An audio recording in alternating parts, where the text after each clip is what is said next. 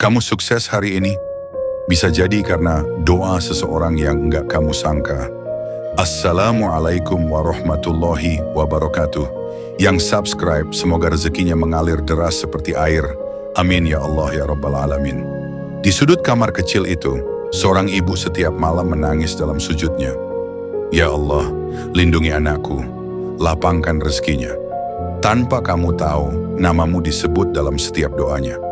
Sementara kamu sibuk, lupa berdoa, tapi tetap berhasil. Kenapa? Karena Allah mengabulkan doa yang keluar dari hati paling tulus. Doa seorang ibu. Jangan pernah remehkan doa ibu. Karena di balik setiap keberhasilan, ada air mata dalam sujudnya. Sudahkah kamu doakan ibumu hari ini? Jika kamu suka dengan video ini, jangan lupa like, komen, subscribe, dan bagikan video ini biar semua orang pada tahu.